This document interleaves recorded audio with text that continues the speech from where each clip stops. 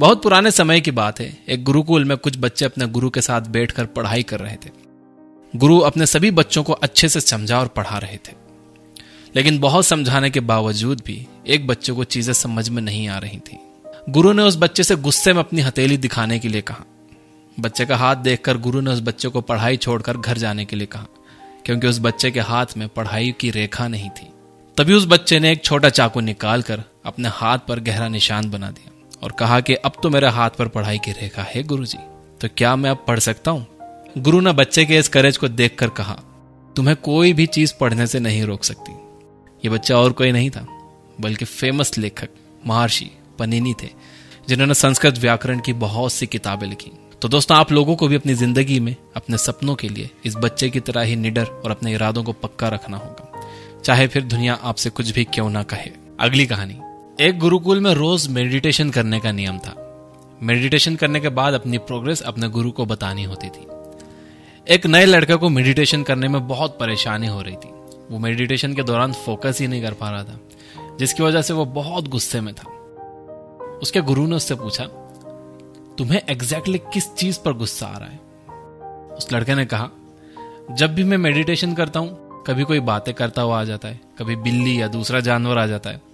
गुरु ने लड़के से कहा कि तुम्हारे आसपास की हर चीज पर तुम्हें गुस्सा आ रहा है, जबकि मेडिटेशन करने का असल मकसद ही गुस्से को अवॉइड करना होता है। तुम्हें कोई तरीका ढूंढना होगा जिससे तुम अपने आसपास के लोगों, जानवरों और चीजों से डिस्टर्ब हुए बिना मेडिटेट कर पाओ। तो फिर लड़का गुरुकुल से बाहर एक पीसफुल जगह ढूंढने निकल पड़ा।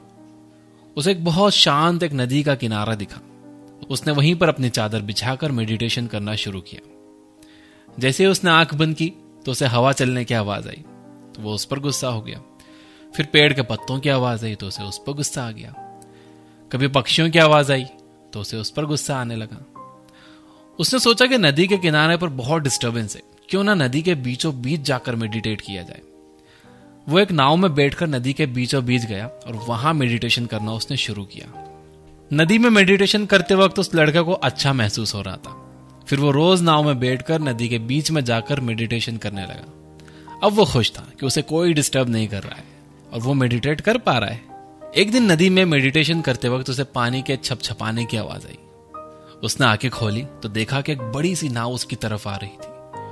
वो बहुत गुस्सा हो गया। वो गुस्से में चिल्लाने लगा, अपनी नाव को यहां मत लाओ, उसे मोड़ लो। लेकिन उस नाव ने इस लड़के की नाव को टक्कर मार दी। लड़का बहुत गुस्से में था, लेकिन जब उसने उस बड़ी नाव में देखा तो उसमें कोई भी नहीं था। वो नाव तेज हवा और पानी के बहाव से वहां आ गई थी। तब उस लड़के को अपने गुरु का सवाल फिर से याद आया कि तुम्हें एग्जैक्टली किस पर गुस्सा आता है। लड़का समझ गया कि असल में गुस्सा उसे दूसरे लोगों की वजह से या सिचुएशन की वजह से नहीं आ रहा, बल्कि खुद अपने रिएक्शन पर आ रहा था। इसके बाद से लड़के ने फिर से गुरुकुल के अंदर मेडिटेशन करना शुरू कर दिया, जहां पर पहले ही की तरह डिस्टरबेंस था, लेकिन अब उसने उस शोर को एक खाली नाव की तरह समझना शुरू कर दिया था।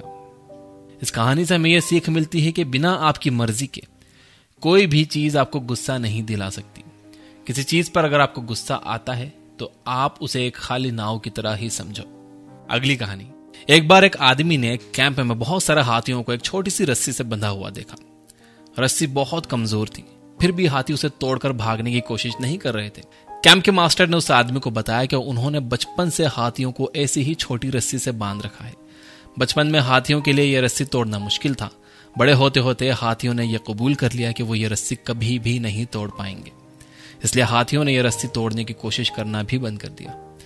इस तरह से इंसान भी अपनी जिंदगी के कुछ फेलियर्स के बाद ये यकीन कर लेते हैं कि वो कभी जीत नहीं पाएंगे, या पहले कभी उन्होंने कुछ देखा है कि किसी चीज में किसी को नुकसान हो गया है तो ये भी उसको नहीं कर पाएंगे। आपको ये बात हमेशा याद रखना चाहिए कि अगर कोई पत्थर हथौड़ों के 100वें वार से टूटता है तो इसका मतलब ये बिल्कुल नहीं हुआ कि पहला वार बेकार था। आपको अपने गोल्स और सपनों को पूरा करने के लिए लगातार कोशिशें करते रहना चाहिए। एक दिन आप इतने कैपेबल जरूर हो जाओगे कि अपना गोल हासिल कर सको। अगली कहानी। एक बार एक राजा ने अपने राज्य के एक रास्ते पर बड़ा सा पत्थर रखवा दिया और छुप कर उस रास्ते पर नजर रखने लगा। राजा देखना चाहते थे कि कौन उस पत्थर को हटाएगा। उस रास्ते से बहुत से लोग निकले, लेकिन किसी ने पत्थर नहीं हटाया, बल्कि कुछ लोगों ने रास्ता साफ ना होने की वजह से राजा को ही दोष दिया। तभी वहां एक आदमी सब्जियों का तांगा लेकर उस रास्ते पर आया। उस आदमी ने बहुत मेहनत करके उस पत्थर को हटाया। पत्थर के नीचे एक लिफाफे में सोने के सिक्के और एक कागज रखा हुआ था जिस पर लिखा था कि ये इनाम पत्थर हटाने वाले के लिए है। इस कहानी से हमें ये सीख मिलती है कि हमारे रास्ते में आने वाली रुकावट हमें और बेहतर करने और बेहतर बनने की अपॉर्चुनिटी भी देती है। यह हमारे ऊपर डिपेंड करता है कि हम कैसे उस अपॉर्चुनिटी का फायदा उठा सकते हैं। अगली कहानी। एक लड़की अंधी होने की वजह से खुद से बहुत नफरत करती थी। उसे पूरी दुनिया में सिर्फ अपने बॉयफ्रेंड से ही प्यार था। वो अक्सर अपने बॉयफ्रेंड से कहती थी कि अगर वो देख पाती तो तुरंत उससे शादी कर लेती। एक दिन उस लड़की को किसी ने आंखें डोनेट कर दी, जिसके बाद वो पूरी दुनिया को देख सकती थी। फिर उसके बॉयफ्रेंड ने उससे पूछा कि अब तुम सब कुछ देख सकती हो तो क्या अब मुझसे शादी करोगी? लड़की अपने बॉयफ्रेंड को देखकर हैरान हो गई क्योंकि उसका बॉयफ्रेंड भी अंधा था। लड़की ने उससे शादी करने से इनकार कर दिया, जिसके बाद लड़के ने दुखी मन के साथ उससे कहा, मेरी आंखों का ध्यान रखना, और वो वहां से चला गया। दोस्तों, जैसे जैसे इंसान के हालात बदलते हैं वैसे वैसे उनकी सोच भी बदल जाती है। जिन लोगों ने बुरे वक्त में उनका साथ दिया होता है कई लोग उन्हें भूल जाते हैं, बल्कि कभी कभी तो अपनी जिंदगी दूसरों के नाम करने पर भी कोई अप्रिसिएशन नहीं मिलता है।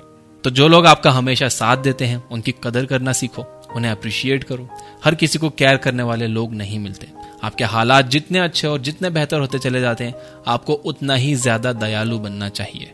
अगली कहानी। एक बार एक लड़की अपने फादर से कहती है कि मैं जिंदगी के स्ट्रगल से परेशान हो चुकी हूँ। एक परेशानी खत्म होती नहीं है कि दूसरी लाइन में पहले ही खड़ी होती है। फादर अपनी बेटी की बातें सुनकर उसे अपने साथ किचन में ले जाते हैं और बैठकर देखने के लिए कहते हैं। वो 3 बर्तनों में पानी उबालते हैं और एक बर्तन में आलू, दूसरे में अंडा और तीसरे में कॉफी बीन्स डाल देते हैं। 20 मिनट के बाद अंडा आलू प्लेट में और कॉफी को कप में निकालते हैं और अपनी बेटी को समझाते हैं कि यह आलू हार्ड से सॉफ्ट हो गया, अंडा नाजुक से हार्ड बन गया और कॉफी बीन्स ने एक टेस्टी ड्रिंक बना दी।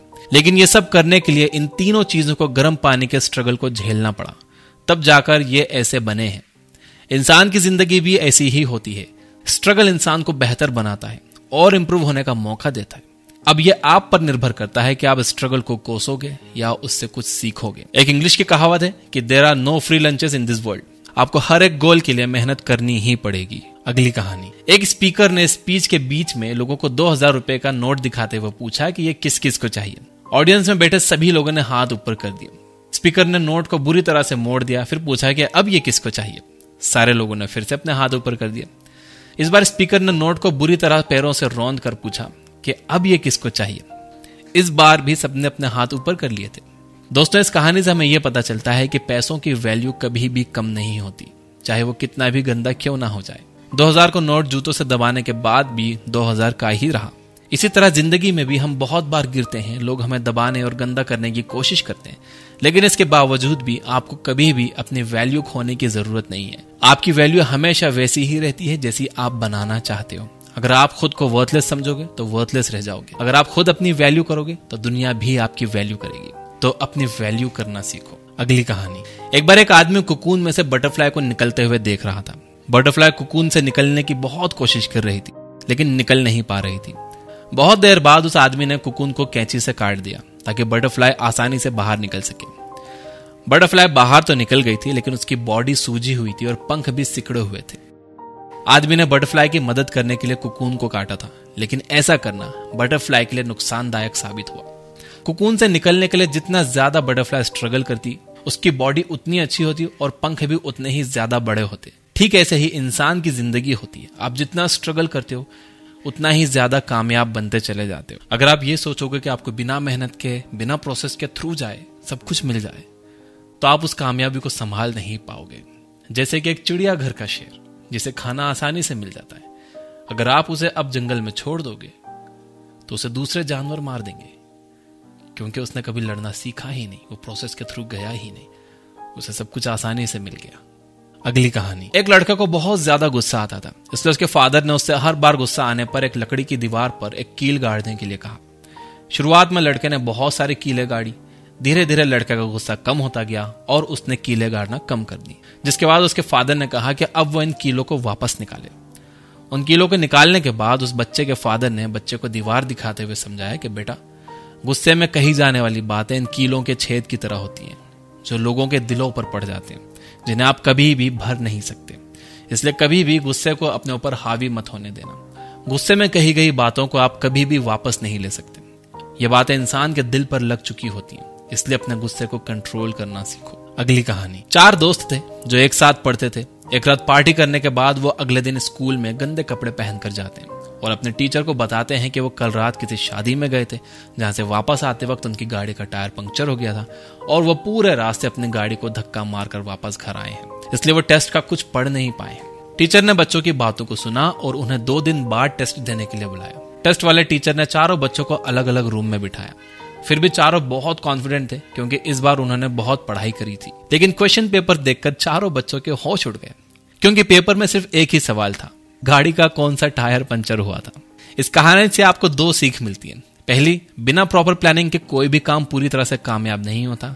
दूसरी, झूठ बोलने से कभी किसी का भला नहीं हुआ है। अगर स्टूडेंट सच बता देते तो उन्हें यह सिचुएशन फेस ही नहीं करनी पड़ती। अगली कहानी। एक आदमी को अपने इंटेलिजेंस पर बहुत घमंड था। एक दिन वो भगवान से बात करने के लिए एक पहाड़ की चोटी पर चढ़ गया।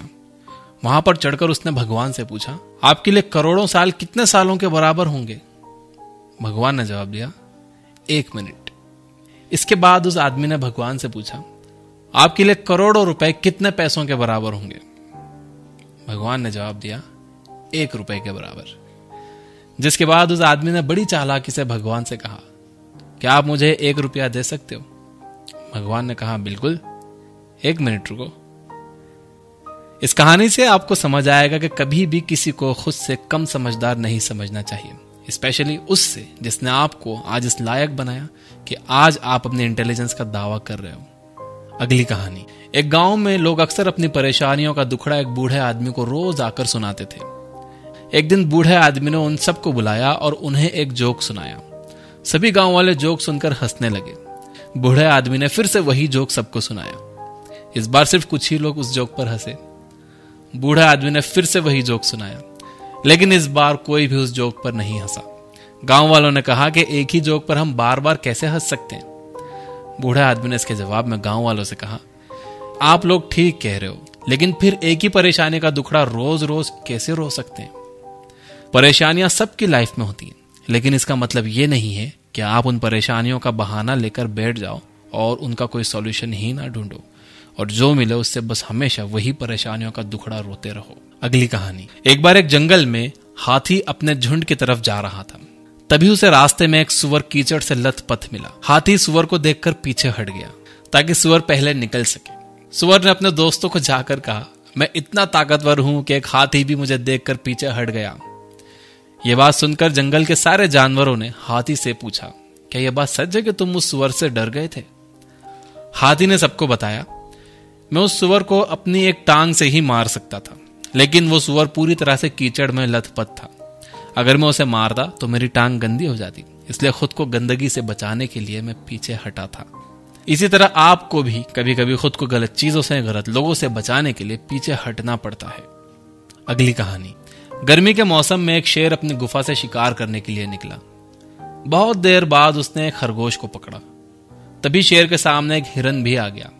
शेर ने सोचा, इस खरगोश से तो मेरा पेट वैसे भी नहीं भरेगा, तो इसे छोड़कर मैं हिरन को पकड़ लेता हूं। शेर खरगोश को छोड़कर हिरन के पीछे भागा।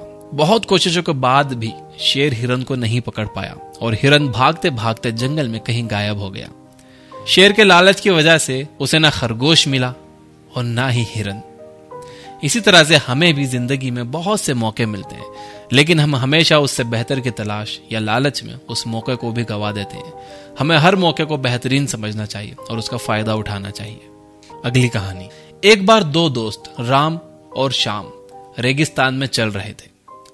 तभी अचानक दोनों के बीच किसी बात को लेकर बहस हो गई, जिसकी वजह से राम ने श्याम को थप्पड़ मार दिया।